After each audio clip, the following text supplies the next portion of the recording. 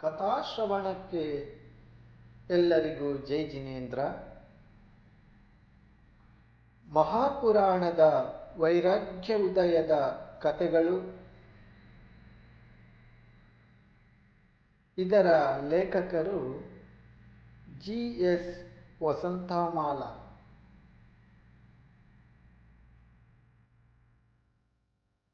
ಇದರಲ್ಲಿ ಬರುವಂಥ 7ನೆಯ ಕಥೆಯ ಹೆಸರು ಸಹನೆ ಇರಲಿ, ಅಸಹ್ಯ ಪಡಬೇಡ.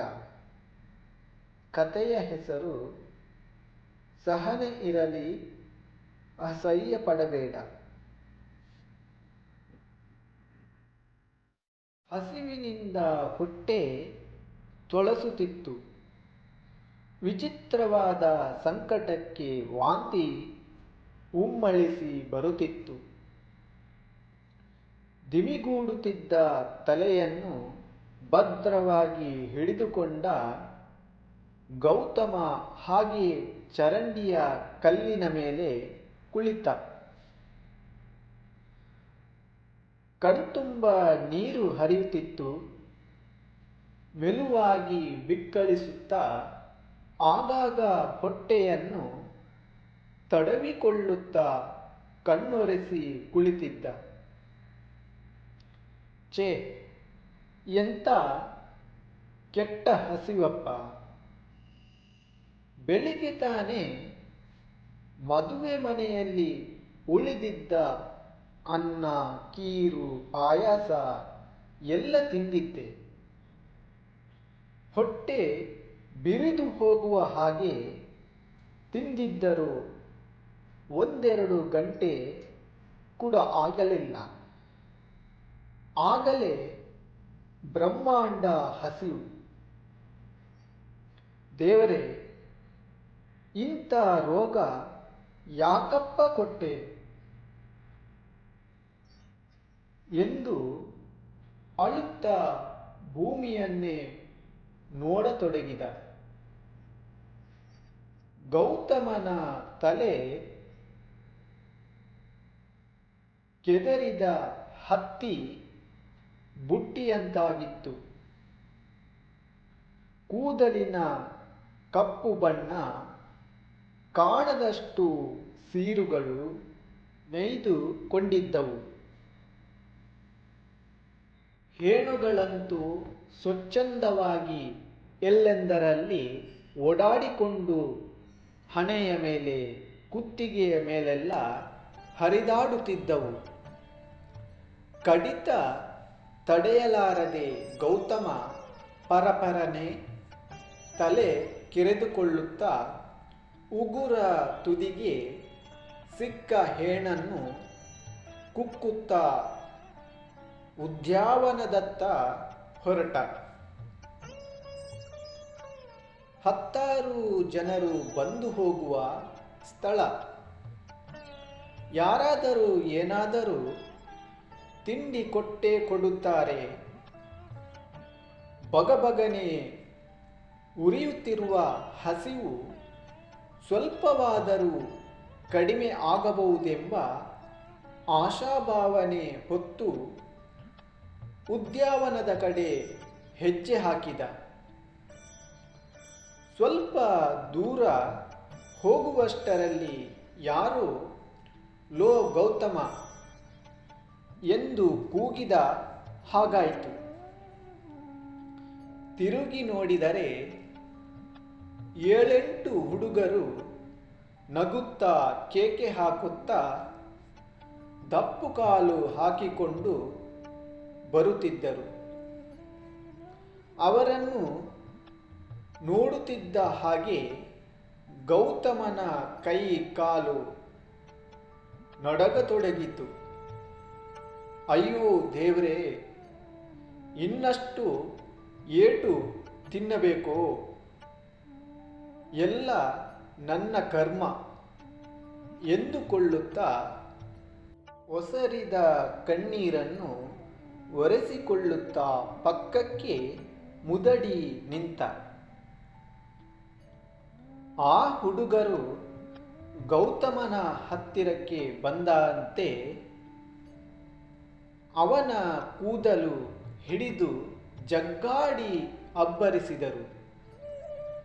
ಲೋ ಗೌತಮ, ನಿನಗೆ ತಿಂದು ಹೆಚ್ಚಾಯ್ತೇನೋ? ಊರೊಳಕ್ಕೆ ನಿನ್ನನ್ನ ಯಾರೋ ಬಾ ಅಂದಿದ್ದು? ಅಣ್ಣ, ಹೊಟ್ಟೆ ತುಂಬ ಹಸಿಯುತ್ತಾ ಇತ್ತು. ಎಲ್ಲಾದರೂ ಏನಾದರೂ ಸಿಕ್ಕರೆ ಅಂತ ಬಂದೆ.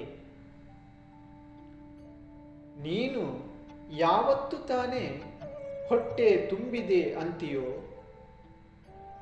ಯಾವಾಗ ನೋಡಿದರೂ ಹಸಿವು ಹಸಿವು ಅಂತ ಪರದಾಡುತ್ತಾ ಇರ್ತೀಯ ಅಂದಾಗ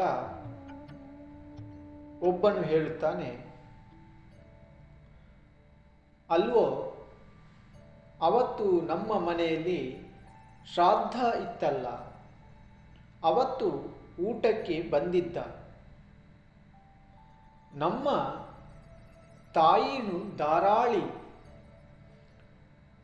ಎಲೆ ತುಂಬ ಬಡಿಸಿಕೊಟ್ಟಿದ್ರು. ಸ್ವಲ್ಪ ಹೊತ್ತಾದ ಮೇಲೆ ಜಿನದತ್ತನ ಮನೆಗೆ ಹೋದರೆ ಅಲ್ಲಿ ಹಬ್ಬದ ಊಟ ಮಾಡುತ್ತಾ ಇದ್ದ. ಯಥಾ ಪ್ರಕಾರ ದೊಡ್ಡ ಗುಡ್ಡೆ ಅನ್ನ, ಚೊಂಬು ಪಾಯಸ, ಅದೇನು ಹೊಟ್ಟೆನೂ ಅನಿಸಿತು ಕಣೋ. ಈ ಮಹಾನುಭಾವ ಬಕಾಸುರನ ವಂಶದವನೇ ಇರಬೇಕು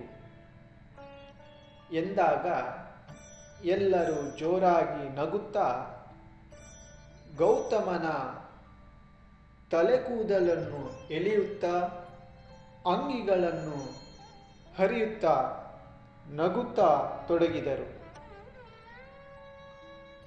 ಗೌತಮನು ಏನೂ ಮಾಡಲಾರದೆ ಅಳುತ್ತಾ ಭೂಮಿಯನ್ನೇ ನೋಡುತ್ತಾ ಕುಳಿತ.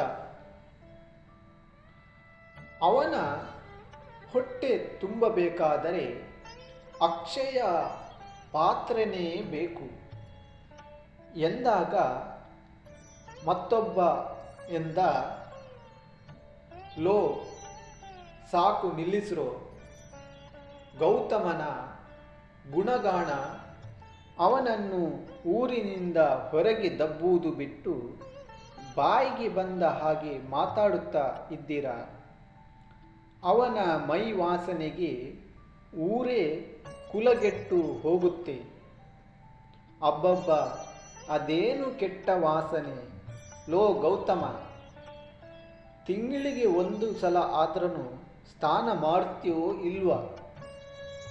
ಅಣ್ಣ, ದಿನಕ್ಕೆ 2 ಸಾರಿ ಕೊಳದಲ್ಲಿ ಸ್ನಾನ ಮಾಡುತ್ತೇನೆ. ಮೈಯ ವಾಸನೆ ನಾನೇನು ಮಾಡ್ಲನ್ನ? ಮೆಲ್ಲನೆ ಹೇಳಿದಾಗ, ಮಾತಿಗೆ ಮಾತು ಕೂಡಿಸ್ತೀಯೇನೋ ಅಂತ ಬೆನ್ನಿನ ಮೇಲೆ ರಪ ಗುದ್ದತೊಡಗಿದರು. ಅಯ್ಯೋ ಅಮ್ಮ, ದಮ್ಮಯ್ಯ ಅಂತೀನಿ, ನನ್ನನ್ನು ಬಿಟ್ಟು ಬಿಡಿ, ಇನ್ನು ಮೇಲೆ ಊರೊಳಗೆ ಬರಲ್ಲ ಅಂತ ಕೂಗಿ ಹೇಳತೊಡಗಿದಾಗ ಅವನನ್ನು ನೋಡಿ ಕೇಕೆ ಹಾಕುತ್ತಾ ನಗುತ್ತಾ ಇದ್ದರು. ಏ ಹುಡುಗರ, ಆ ಬಡಪಾಯಿನ ಯಾಕೆ ಗೋಳಾಡ್ತಿರೋ ಎಂದು ಜೋರಾಗಿ ಕೂಗಿದಾಗಲೇ ಹುಡುಗರಿಗೆ ವಾಸ್ತವದತ್ತ ಗಮನ. ಗೌಡರನ್ನು ನೋಡುತ್ತಿದ್ದ ಹಾಗೆ ಹುಡುಗರೆಲ್ಲ ದಡದಡ ತಮ್ಮ ಮನೆಯತ್ತ ಹೊರಟರು. ಏ ಗೌತಮ, ಮೇಳೆ ಏಳು, ಅಲ್ವೋ ಅವರು ಹೊಡಿತಾ ಇದ್ದಾರೆ, ಹೊಡಿಸಿಕೊಂಡು ಮೂಕನಂಗೆ ಸುಮ್ಮನೆ ಕುಳಿತಿದ್ದಲ್ಲೋ? ಹಾವು ಕಚ್ಚದಿದ್ದರೂ ಬುಸ್ ಅಂತಾದ್ರೂ ಹೇಳಬೇಕಪ್ಪ ಎಂದಾಗ ಕುಳಿತು ಮಂಡಿಗಳ ಮೇಲೆ ತಲೆಯನ್ನಿರಿಸಿ ಕುಳಿತಿದ್ದ. ಮತ್ತೆ ಸ್ವಲ್ಪ ಹೊತ್ತಾದ ಮೇಲೆ ಗೌತಮ ಮೆಲ್ಲನೆ ತಲೆ ಎತ್ತಿದ. ಕೆದರಿದ ತಲೆ, ಪಿಸುಗಟ್ಟಿದ ಕಣ್ಣು, ಮೂಗಿನಿಂದ ಧರಧರನೆ ಬೀಳುತ್ತಿದ್ದ ಸಿಂಬಳ, ಬಾಯಿ ತುಂಬ ಜೊಲ್ಲು ಗೌತಮನನ್ನು ನೋಡುವಾಗ ಭಯಂಕರವಾಗಿ ಕಾಣುತ್ತಿದ್ದ. ಗೌಡರು ಗೌತಮನನ್ನೇ ದೀರ್ಘವಾಗಿ ನೋಡಿದರು. ಅಂದು ನಾನು ಕಂಡಿದ್ದ ಸುಂದರವಾದ ತೊಟ್ಟಿಲ ಕೂಸೆ ಇವನು ಎನಿಸಿತು. ಕರ್ಮ ಬೆನ್ನು ಹತ್ತಿದರೆ ಚಿನ್ನವು ಮಣ್ಣಾಗಿ ಬಿಡುವುದು ಎನ್ನುವುದಕ್ಕೆ ಇವನೇ ಒಳ್ಳೆಯ ಉದಾಹರಣೆ ಎಂದುಕೊಳ್ಳುತ್ತಾ ತುಂಬಿದ ಕಣ್ಣನ್ನು ಒರೆಸಿಕೊಳ್ಳುತ್ತಾ, ನಡೆಯಪ್ಪ ಮನೆಗೆ ಹೋಗೋಣ ಎನ್ನುತ್ತಾ ಅವನ ಕೈ ಹಿಡಿದು ಮನೆಗೆ ಕರೆದುಕೊಂಡು ಬಂದರು. ಗೌತಮನ ಕೈ ಹಿಡಿದು ನಿಧಾನವಾಗಿ ಹೆಜ್ಜೆ ಹಾಕುತ್ತಿದ್ದ ಗೌಡರನ್ನು ಅವರ ಮೊಮ್ಮಗ ದೂರದಲ್ಲಿ ನೋಡಿಯೇ ಜೋರಾಗಿ ಕೂಗಿ ಹೇಳಿದ, ಅಜ್ಜ, ಅವನ ಕೈ ಹಿಡಿದಿದ್ದನ್ನು ಅಜ್ಜಿ ನೋಡಿದ್ರೆ ಮತ್ತೆ ಸ್ನಾನ ಮಾಡಿಕೊಂಡು ಮನೆಯೊಳಗೆ ಬರಬೇಕು. ಅವನನ್ನು ಬಿಟ್ಟು ಬಿಡಿ ಎಂದು ಜೋರಾಗಿ ಕೂಗಿ ಹೇಳಿದ. ಹೇಗೋ ಮೂರ್ಖ, ಮಲ ಮೂತ್ರ ತುಂಬಿರೋ ಈ ಶರೀರನೇ ಹೊಲಸು. ನವದ್ವಾರಗಳಲ್ಲೂ ಹೊಲಸು ಪದಾರ್ಥವೇ ಹೊರಹೊಮ್ಮುವ ಈ ದೇಹ ಹೊತ್ತಿರುವ ನಾವೇ ಪವಿತ್ರರೇನು? ಅಲ್ಲವೇ ಅಲ್ಲ. ಹಾಗಾದರೆ ನನ್ನ ದೇಹನು ಅಶುಚಿ ಏನು ಅಜ್ಜ?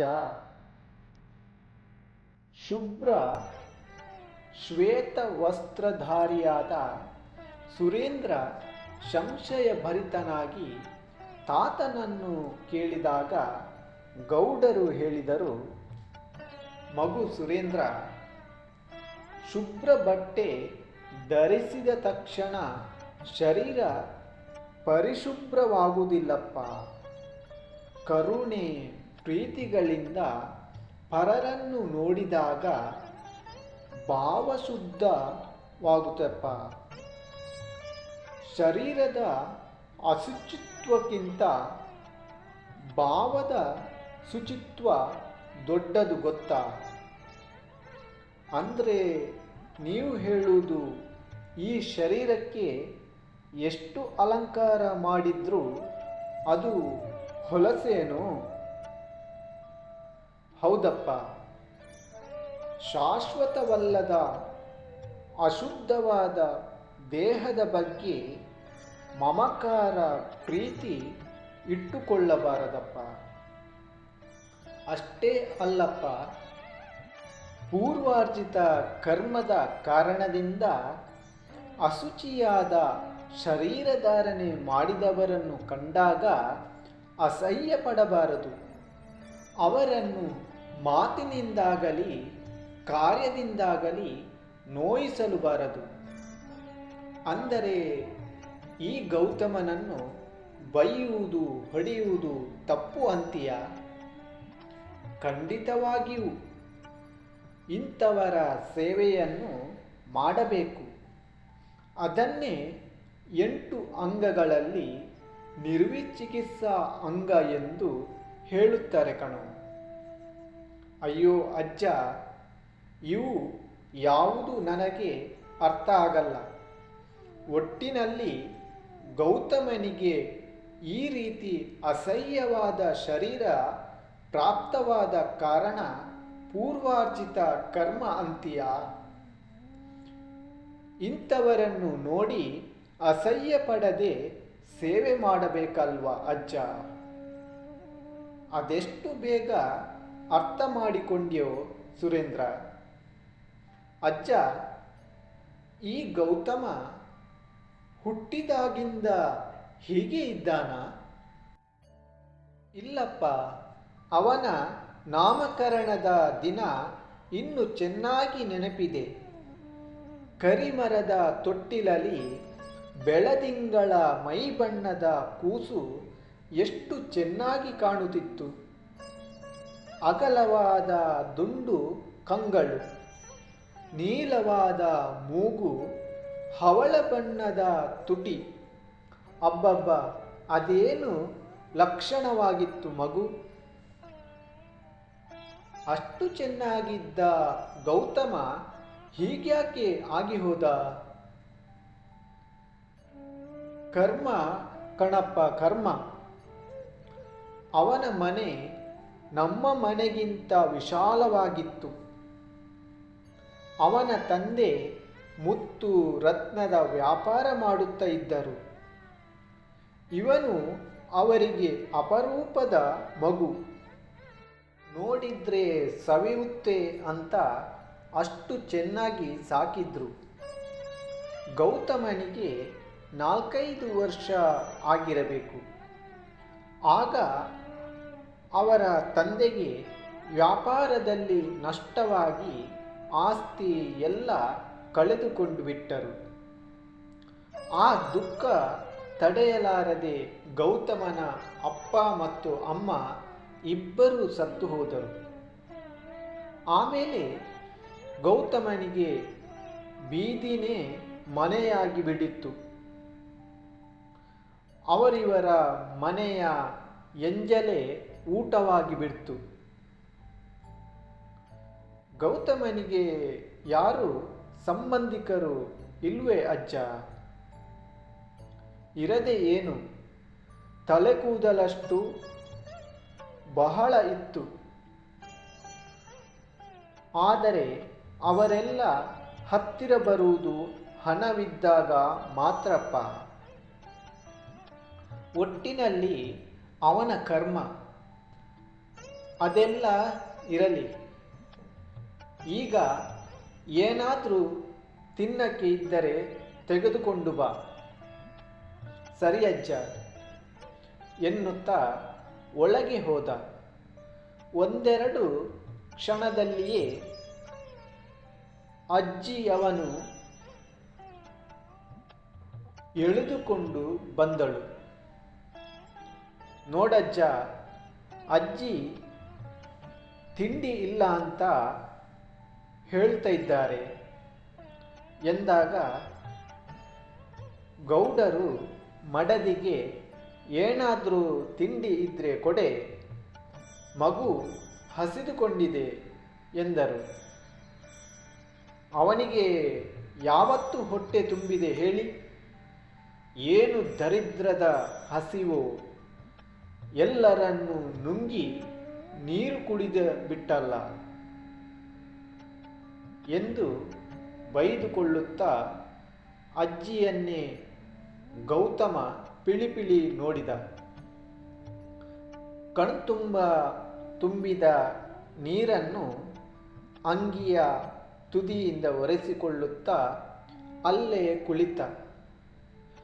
ಗೌಡರ ಮಡದಿ 4-5 ರೊಟ್ಟಿ ಮತ್ತು ಕಾಯಿ ಚಟ್ನಿಯ ಉಂಡೆಯನ್ನು ನೋಡುತ್ತಿದ್ದ ಹಾಗೆ ಮುಖ ಅರಳಿತು. 4-5 ಕ್ಷಣದಲ್ಲಿಯೇ ಭಗಭಗ ತಿಂದು ಅಂಗಿಯಲ್ಲಿಯೇ ಕೈ ಬಾಯಿ ಒರೆಸಿಕೊಂಡು ಅಲ್ಲೇ ನಿಂತುಕೊಂಡಿದ್ದ. ಅಷ್ಟರಲ್ಲಿ ಊರಿನ ತಳವಾರ ಸರಸರ ಅಲ್ಲಿಗೆ ಬಂದ. ಲೋ ನಿಂಗ, ಅದ್ಯಾಕೆ ಓಡಿಕೊಂಡು ಬಂದ್ಯೋ? ಊರಿನಲ್ಲಿ ಏನಾದರೂ ಗಲಾಟೆನೋ? ಗಲಾಟೆ ಗದ್ದಲ ಏನಿಲ್ಲ ಸ್ವಾಮಿ.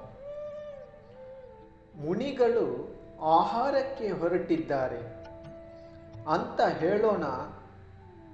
ಬಂದೆ. ಹೌದಾ?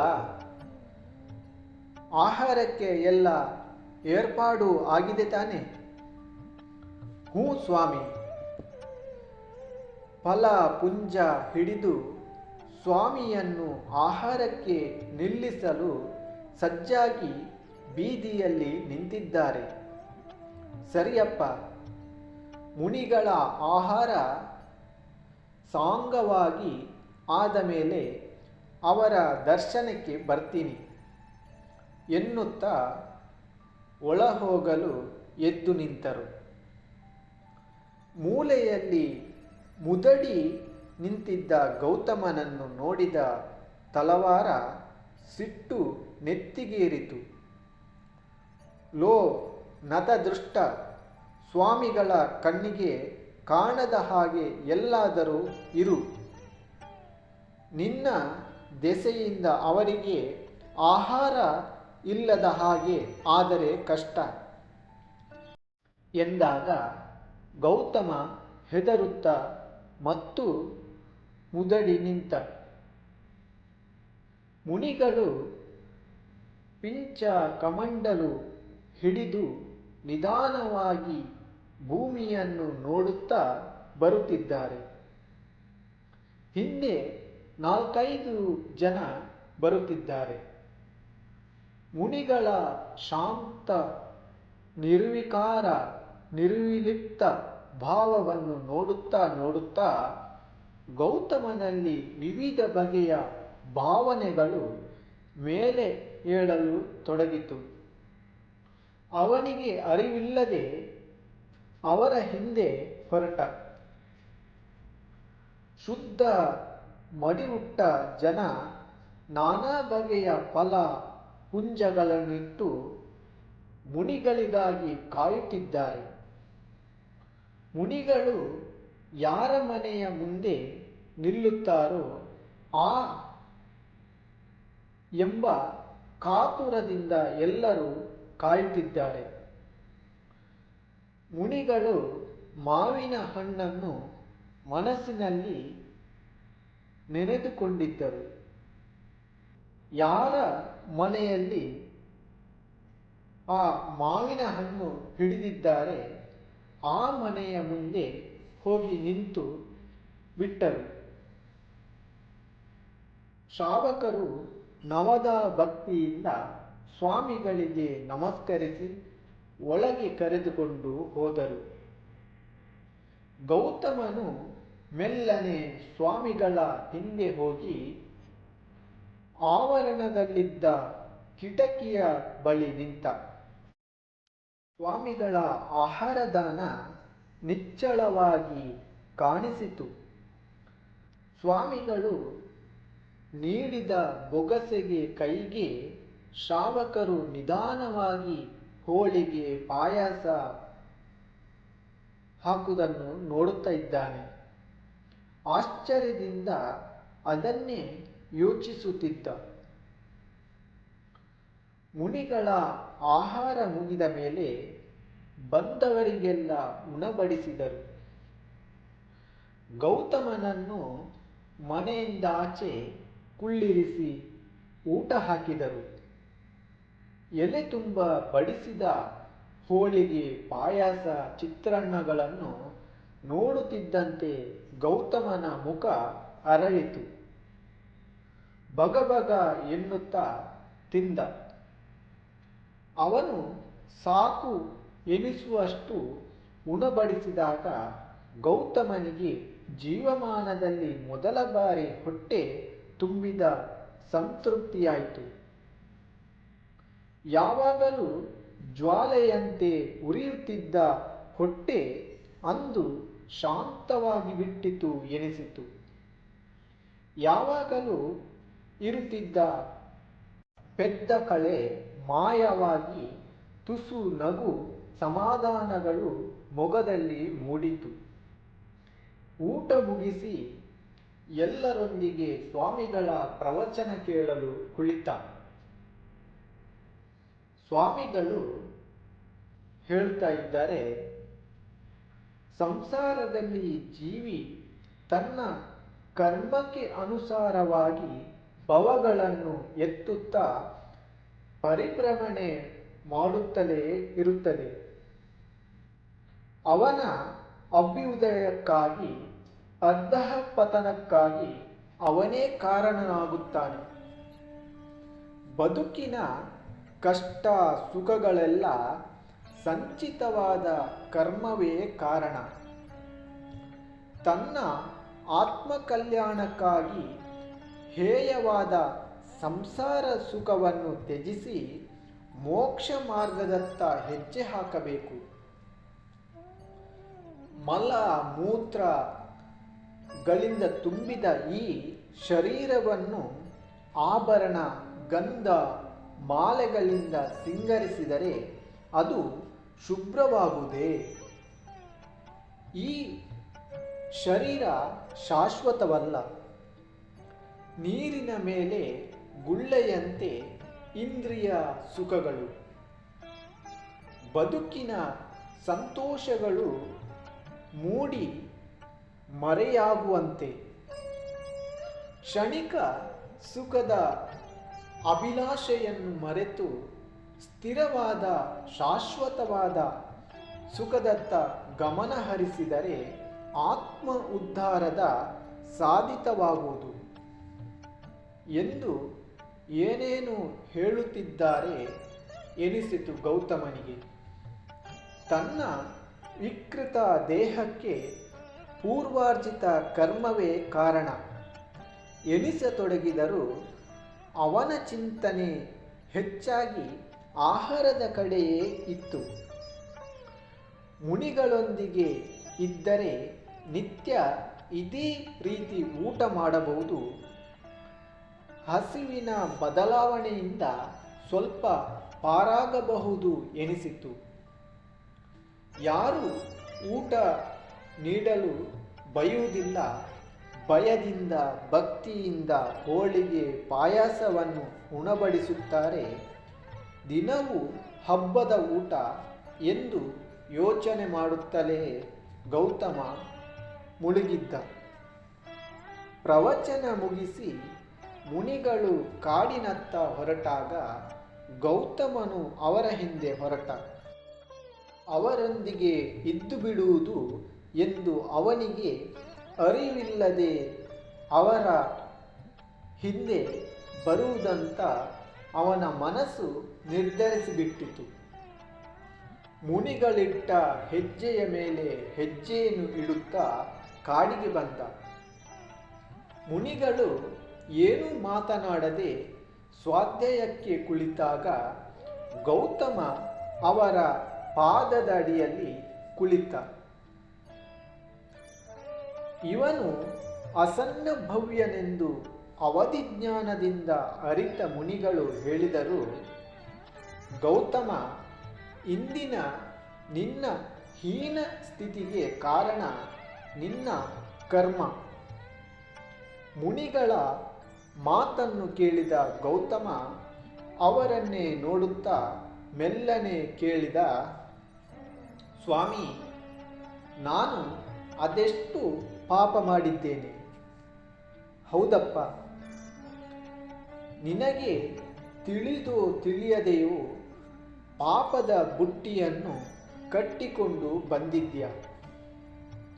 ಅದರ ಫಲವೇ ಈ ನೋವು. ಗೌತಮ, ಈ ಸಂಸಾರವೇ ವಿಚಿತ್ರ. ಶ್ರೀಮಂತರ ಮನೆಯಲ್ಲಿ ಹುಟ್ಟಿದರೂ ಭಿಕಾರಿಯಾಗಿ ಬದುಕಬೇಕಾಯಿತು. ತುತ್ತು ತುತ್ತಿಗೂ ಪರದಾಡಬೇಕಾದ ಸ್ಥಿತಿ ಬಂತು. ನೀನೀಗ ಹಸಿವಿನ ಭಯಂಕರ ದುರ್ಗಂಧವಾದ ಈ ಶರೀರ ಪೂರ್ವಾರ್ಜಿತ ಕರ್ಮದ ಫಲ. ಅಂದರೆ ಈ ಹಸಿವು ದುರ್ವಾಸನೆ ಎಲ್ಲ ಪಾಪದ ಫಲವೆಂದು ತಾವು ಹೇಳುವುದು? ಹೌದಪ್ಪ, ಆದರೆ ನಿನ್ನ ಈ ದುರ್ಗಂಧ ಶರೀರಕ್ಕಾಗಿ ದುಃಖ ಪಡಬೇಡ ಮಗು. ಎಲ್ಲರ ಶರೀರವು ಮಲ ಮೂತ್ರ ಮಾಂಸ ರಕ್ತ ಮುಂತಾದ ಅಶುಚಿ ವಸ್ತುಗಳ ಗೂಡೆ. ಅವುಗಳ ಮೇಲೆ ಸುಂದರವಾದ ಚರ್ಮದ ಹೊದಿಕೆ ಇರುವುದರಿಂದ ಯಾವುದು ಕಾಣುವುದಿಲ್ಲಪ್ಪ. ಗೌತಮ, ಅಶುಚಿಯಾದ ಶರೀರಕ್ಕೆ ಏನೂ ಅಲಂಕಾರ ಮಾಡಿದರೂ ಅದು ಶಾಶ್ವತವಾಗಿ ಅಂದವಾಗಿ ಕಾಣುವುದಿಲ್ಲ.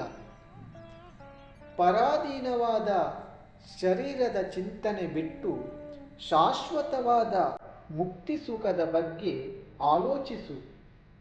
ಸ್ವಾಮಿ, ನನ್ನ ಶರೀರದ ದುರ್ಗಂಧ ಹೋಗುವುದೇ? ಗೌತಮ, ಕರ್ಮ ಬಂಧನದಿಂದ ಮುಕ್ತನಾದ ಹಾಗೆ ಶರೀರ ರೋಗ ಗುಣಮುಖ ಆಗುತ್ತೆ. ಹಾಗಾದರೆ ನನಗೆ ದೀಕ್ಷೆ ಕೊಡಿ ಸ್ವಾಮಿ. ಸದಾ ಯಥಾರ್ಥವಾದ ಜ್ಞಾನದ ಚಿಂತನೆ ಮಾಡುತ್ತೇನೆ ಎನ್ನುತ್ತಾ ಗೌತಮ ದೀಕ್ಷೆ ಗ್ರಹಣ ಮಾಡಲು ಮುನಿಗಳ ಮುಂದೆ ನಿಂತ. ಬದುಕಿನ ನೋವು, ಅಪಮಾನ, ಅಸಹಾಯಕತೆಗಳಿಗೊಂದು ಮುಕ್ತಿ ದೊರೆಯುತ್ತದೆ ಅಲ್ಲ ಎಂಬ ಭಾವನೆ ಗೌತಮನಲ್ಲಿ ಮೊಳೆತಾಗ ಮನಸ್ಸು ಹರ್ಷದ ಕಡಲಾಯಿತು. ಅಶುಚಿಯಾದ ದೇಹ ಅಸ್ಥಿರ, ಅಶಾಶ್ವತ. ಅದರ ಬಗ್ಗೆ ನೋವು ಪಡುವ ಬದಲು ಮುಂದಿನ ಬದುಕಿನ ಏಳಿಗೆಯನ್ನು ತಾನು ಕಾಣಬೇಕೆಂದು ಬಯಸಿತು ಮನಸ್ಸು. ಮುನಿಗಳು ಬೋಧಿಸಿದ ದ್ವಾದಶಾನು ಅಪೇಕ್ಷೆಗಳು ಗೌತಮನಲ್ಲಿ ಮಂಥನಗೊಂಡಾಗ ಈ ಜಗತ್ತು, ಈ ಶರೀರ, ಮನೆ ಎಲ್ಲ ಅಶಾಶ್ವತ ಎನಿಸತೊಡಗಿತು. ರೋಗ ಎಂಬ ಇಲಿಯಿಂದ ಬಾಧಿಸಲ್ಪಡುವ ಈ ಶರೀರದಿಂದ ಮುಕ್ತಿ ಹೊಂದಬೇಕೆಂಬ ಬಯಕೆ ಸ್ಫುಟವಾದಾಗ ಗೌತಮನ ಮನದಲ್ಲಿ ಹೇಯವಾದ ಈ ಸಂಸಾರದ ಬಗ್ಗೆ ವೈರಾಗ್ಯ ಮೂಡತೊಡಗಿತು. ಅಂಜಲಿಬದ್ಧನಾಗಿ ನಿಂತಿದ್ದ ಗೌತಮನನ್ನೇ ನೋಡಿದರು.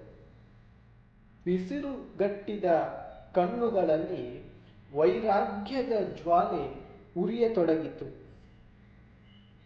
ದೀಕ್ಷೆ ತೆಗೆದುಕೊಳ್ಳುವ ಮನಸ್ಸು ಹದವಾಗಿದೆ ಎಂದರಿತ ಮುನಿಗಳು ಗೌತಮನಿಗೆ ದೀಕ್ಷೆ ಕೊಡಲು ಅನುವಾದರು.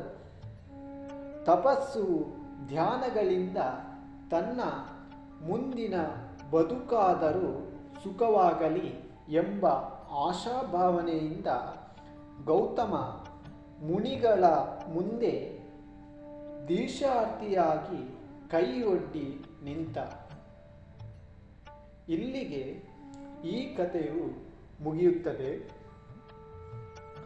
ಈ ಕಥೆಯ ಆಧಾರ ಮಹಾಪುರಾಣ ಪರ್ವ 70. ಮುಂದಿನ ಕಥೆಯೊಂದಿಗೆ ನಾನು ಭೇಟಿಯಾಗುತ್ತೇನೆ. ಎಲ್ಲರಿಗೂ ಜೈ ಜಿನೇಂದ್ರ.